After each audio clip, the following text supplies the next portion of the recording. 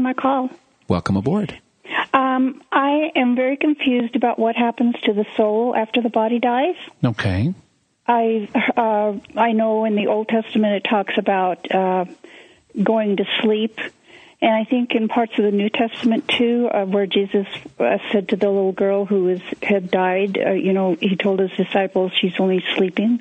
I always thought that we were conscious after we died, and so I'd just like an explanation, please. Okay.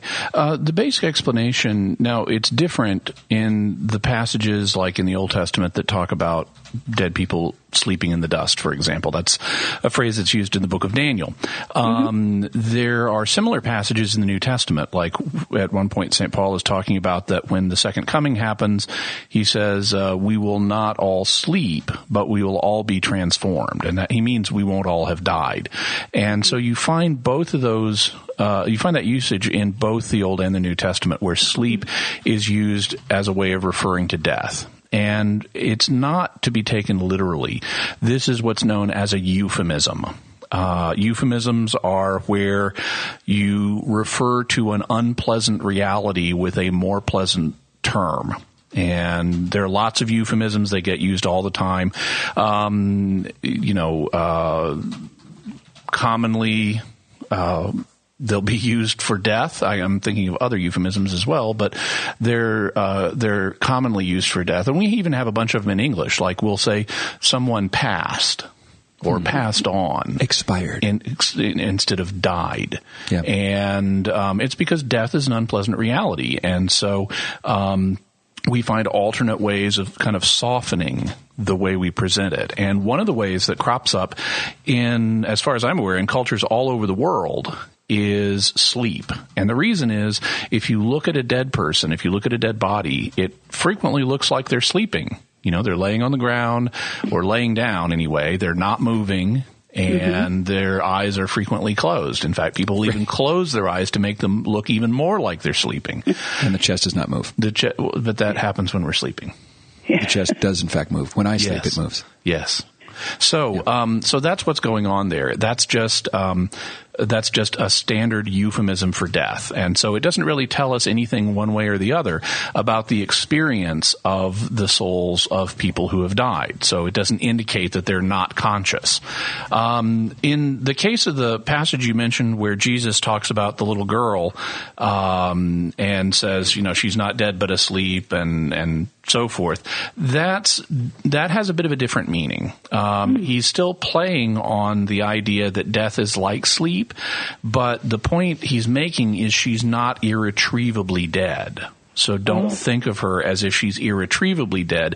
This is a situation, even though she is actually dead, he's going to raise her and metaphorically wake her up from this sleep she's fallen into. So as a way of encouraging people, don't think she's permanently dead. He's lifting their hopes by indicating we're going to get her back. Okay. Now, in terms of what the actual experience of souls is, you're correct. They are conscious. They are aware of things. And we see examples of that in the Gospel of Luke, where Luke has the parable of Lazarus and the rich man. And even though this is a parable, Jesus' parables are filled with things from the real world. They're filled with farmers and kings, and he takes aspects of actual human experience to make a spiritual point. And in this parable, you have Lazarus and the rich man and Abraham, all three of them, conscious and interacting.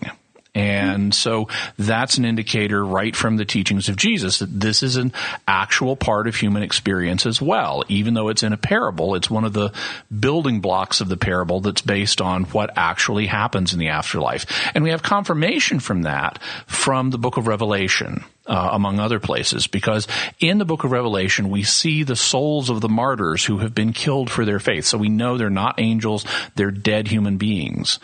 We see those souls in Revelation crying out to God and praying and praising and things like that. So we see the souls of the departed conscious in Revelation as well. And that's not the only place. You also see that in the Old Testament. For example, in 2 Maccabees, at one point there receive a vision of the prophet Jeremiah, who by this point in history is dead, but nevertheless we're told that in heaven he always makes intercession for his people Israel. So we see the dead prophet Jeremiah having a conscious experience of the afterlife also.